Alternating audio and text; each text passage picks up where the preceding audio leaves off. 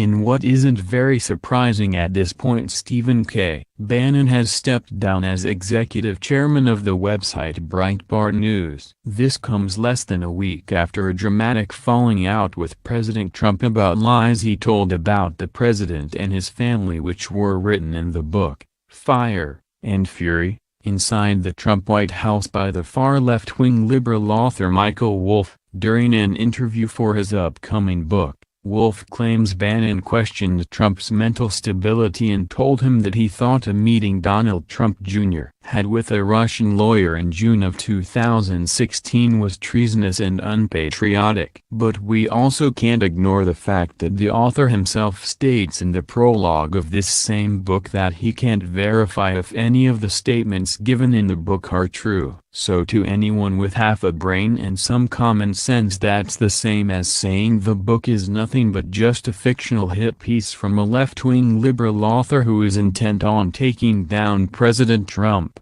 In a New York Times report published today, they state that Bannon's departure was forced by Rebecca Mercer, a Republican megadonor whose large investment in Breitbart gave her a seat on the board. Steve Bannon found himself abandoned last week, in a span of fewer than 30 hours, by two key forces that had fueled his rise and made his kingmaker image.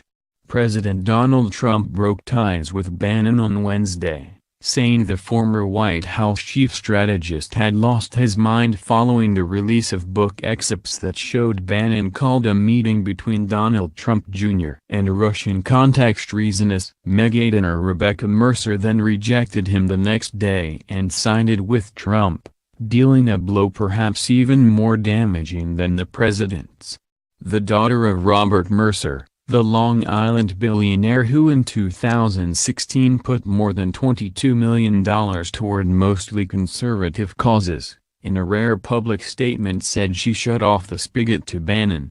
That could be the final nail in his coffin, said Rep. Peter King, R. Seaford, who for months has criticized Bannon as detrimental to the GOP. And once that coffin's closed, it shouldn't be opened. Bannon and the Mercer family of head of the harbor had aligned during the 2016 campaign to run and finance a populist operation that boosted Trump to victory. They also jointly led a handful of influential operations, including right-wing Breitbart News and data company Cambridge Analytica. Losing your primary financial backer is a catastrophic and devastating loss, particularly in politics, where money gives you power, former Breitbart spokesman Kurt Bardella said of the Mercers. He's a man alone on an island. Interviews with nationalist activist Bannon are the backbone of Fire and Fury, Inside the Trump White House by Michael Wolff, who portrays the president as unfit to lead and unwilling to learn. Trump,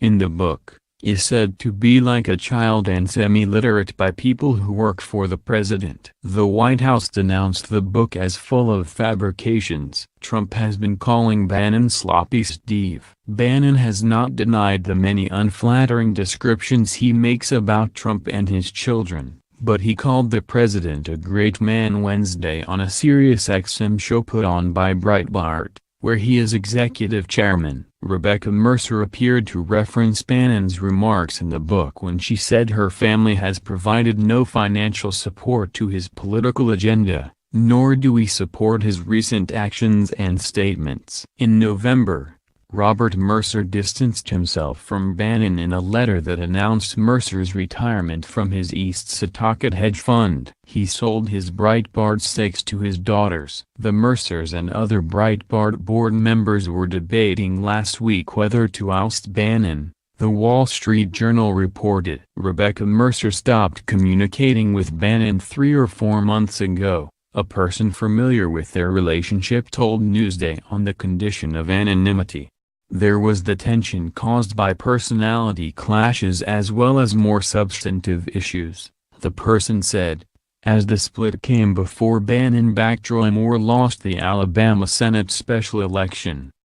Christopher Ruddy, a Trump ally and chairman of the right-leaning Newsmax, told Newsday he doesn't know of one conservative who would choose Bannon over Trump.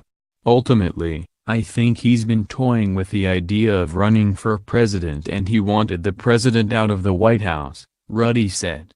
Candidates endorsed by Bannon in the 2018 races also are distancing themselves from him, though to varying degrees. A press secretary for Kelly Ward, a Republican candidate for the Senate race in Arizona, downplayed her ties to Bannon and called him only one of many high-profile endorsements. Katie Vincent's, communications director for Rep. Lee Zeldin, R. Shirley, gave no indication that Zeldin was about to turn his back on Bannon. Hopefully Mr. Bannon is going to be able to clarify whether this book accurately describes what he said, she said. Zeldin's campaign raised an eye-popping amount in a Manhattan event that Bannon headlined last month, according to a person familiar with planning, speaking on the condition of anonymity.